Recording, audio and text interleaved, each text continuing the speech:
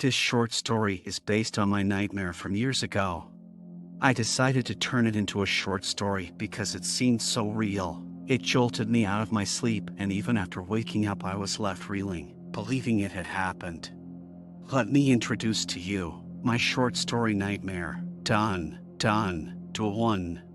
The nightmare. I turn into the private clothes and pull up in the lay-by outside my parents' home. My tire creates a splash on the concrete. Switching off the engine and shuffling in my seat, I look over at my parents' house. Oddly, the front door is open. I look down the side of the house at the wheelie bins, expecting to see Dad putting out the rubbish. He isn't there.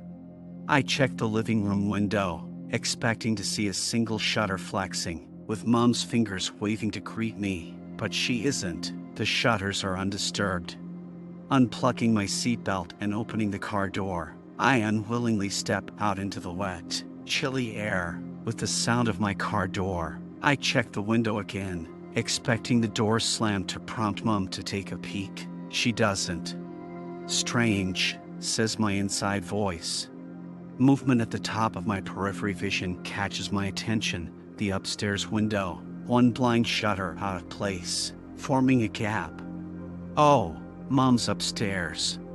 The blinds begin to rise gradually. Turning back to the car, I press lock on the key and await the familiar clunk of the car doors locking before turning back for the house. Walking to the house, I look up at the window, expecting to see Mom waving at me with a big smile on her face. There is a smile, but it's not one I recognize. The stranger's face sends a shiver down my spine. I freeze. I don't know what to do. All I feel is fear. It's someone wearing a mask. The moon crescent-shaped grin is permanent, with a bloody redness to it. The stranger teases their arm up and slowly waves at me.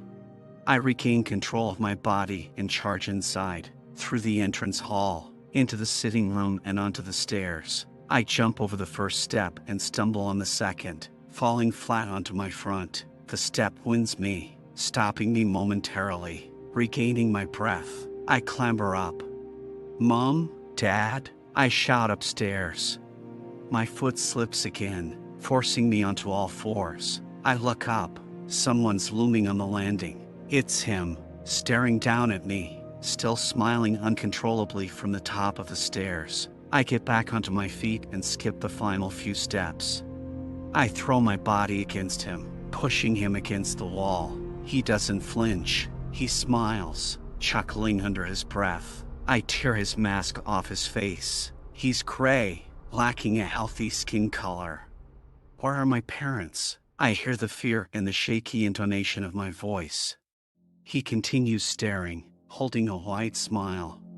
They're not here anymore, he croaks. I push him aside and run into my parents' bedroom. I see the bed, but I turn away just as quickly. No! I can't look again, but I have to.